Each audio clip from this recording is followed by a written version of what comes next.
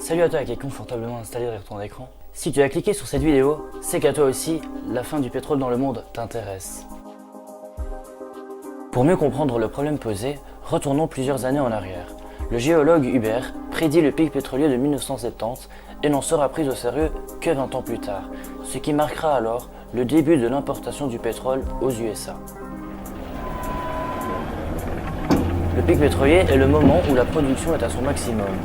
À partir de ce moment, elle ne pourra que décroître et ne répondra plus à la demande croissante de la population générée par l'activité humaine. Actuellement, notre mode de vie tourne autour du pétrole. Le pétrole est la matière première des carburants. De plus, il existe une multitude de produits dérivés au pétrole, comme par exemple la plupart des matières plastiques, la majorité des textiles. Le secteur du carburant utilise quasi 60% du pétrole mondial. Le transport demande une quantité astronomique de carburant. Faut savoir que nous consommons nos biens qui proviennent principalement de l'étranger. Prenons un exemple.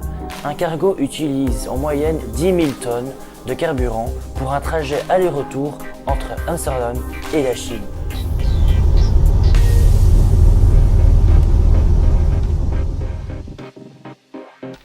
Le pétrole est devenu une ressource quasi fondamentale pour les êtres humains, nécessaire au fonctionnement des villes et des pays.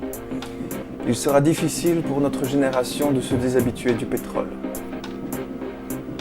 La fin du pétrole mènera à une chute drastique du trafic mondial des marchandises qui en conséquence affectera les ventes, les achats et l'emploi en général.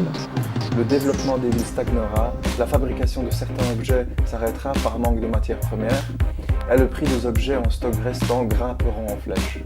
Nous aurons du mal à passer vers un mode de vie moins confortable. Certains produits du quotidien disparaîtront progressivement et ne seront peut-être pas remplaçables.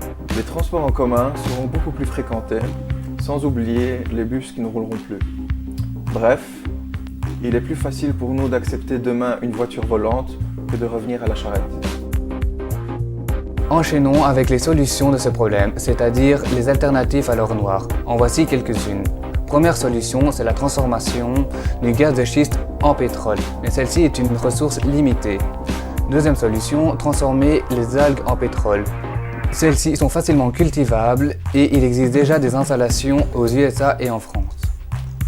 De plus, il existe le biodiesel qui provient du maïs. Il faut énormément de champs de maïs pour produire peu de diesel, mais celui-ci reste un bon moyen de substitution à l'essence. Encore une autre solution, il y a les éoliennes et les barrages hydrauliques. Ceux-ci produisent de l'énergie. Le tri des déchets est une autre solution pour produire de l'énergie. Ce projet a déjà vu le jour en Suède où 20% de leur énergie thermique est produite grâce à leurs déchets recyclés. En effet, produire des pièces coûte du pétrole, mais recycler ne coûte pas de pétrole. Pour ne plus être dépendant du pétrole, pour pouvoir se déplacer, la voiture électrique est un bon moyen de substitution à la voiture à essence. Pour conclure, les scientifiques inventent des réelles solutions écologiques mais qui sont non viables économiquement parlant. La sensibilisation au problème de la raréfaction du pétrole dans les différents secteurs économiques permettra de changer nos habitudes de consommation. Merci d'avoir regardé cette vidéo et n'oubliez pas de lâcher un pouce bleu.